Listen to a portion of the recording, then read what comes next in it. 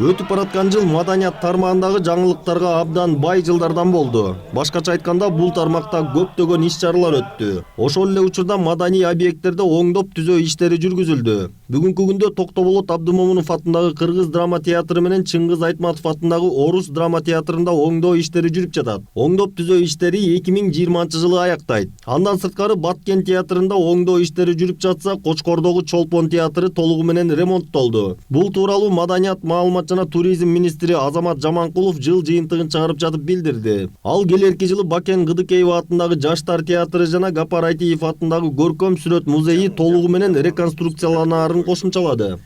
Театрда ремонттор жүрүп атат. Өзүңүздөр билгендей, Токтобол Сатылганов атындагы Улуттук филармония бүтүндөй ремонттон өттү. Малдыбаев атындагы Улуттук опера жана балет театры бүтүндөй ремонттон өттү. Абдымомунов атындагы Кыргыз улуттук театрыбыз 2020 жылы бүткөрүлөт.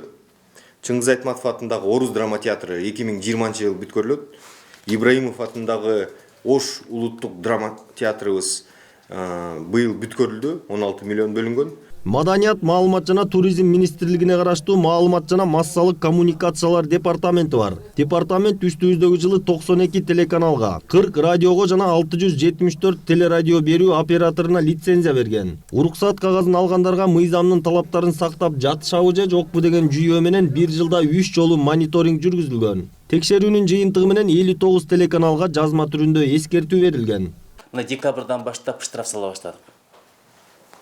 4-нче категориядагы. Азыр 4 маалымат каражатына штраф салынды, 8 протокол түзүлдү.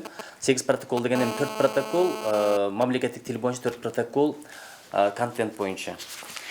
Ошон үчүн сиздерден суранат элем, ушул мыйзамды аткарууда аябай көңүл бөлсөңүздөр, анткени мыйзам деген мыйзам бул кодексте каралган бузуулар боюнча. Ошон үчүн анын көзөмөлдөө аткаруу мыйзамдуулуктун шарттарын камсыздоо бул министрликке караштуу маалымат жана масс коммуникация департаментине берилген.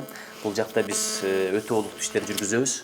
Мыйзамды аткарууга бардык милдетибиз деп эсептейм. Үстүбүздөгү жылы Кыргызстанга 2019 жылдын 11 айында 7 миллион 800 миңден ашуун адам келген. Бул тууралуу туризм департаментинин директору Максат Дамир уулу билдирди. Анын айтымында быйылкы жылга өлкөгө 7,5 миллион киши келери божомолдонгон. Келгендердин көпчүлүгү КМШ жана коңшу мамлекеттердин жарандары болгон. Белгилей кетсек, департамент жыл башында туризм чөйрөсүн өнүктүрүү боюнча 2019-2023 жылдарга 5 жылдык өкмөттүн программасын иштеп чыккан. Программанын алкагында бул тармакта бир топ иштер аткарылууда. Ишкерлерге жакшы шарттар түзүп берүү боюнча пландар каралган. Анын ичинде маркетинг боюнча дагы, же болбосо үгүт иштерин жүргүзүү боюнча дагы пландар бар. Анын ошонун үстүндө биз маркетинг планын же болбосо маркетинг стратегиясын иштеп чыкканбыз.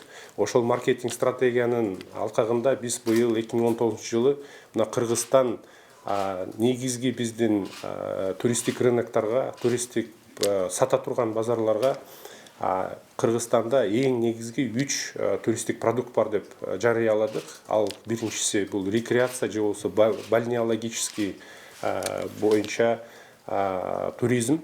Экинчиси этно туризм, бул баягы мындай тарыхый болуп калган бир жаатта. Үчүнчүсү болсо кышкы туризмди өнүктүрүү боюнча. Кыргызстан өзүнүн маданият, каада салт жана үрп адаты менен көптөгөн өлкөлөргө тааныла алды. Ошол эле дүйнөлүк көчмөндөр оюндары маданий иш-чаралардын бирден бир уюткусу эмеспи? Дал ушул дүйнөлүк көчмөндөр оюндарын өткөрүү менен Кыргызстан өзүн дагы да бийикке көтөрдү. Ал эми улуттук көчмөндөр оюну Кыргызстандын ичинде ар жылы өтүп турары баарына маалым. Эске салсак, быйыл улуттук көчмөндөр оюндары Талас облусунда өттү. Айдар Темиралиев, Аскар Улан уулу, Пирамида.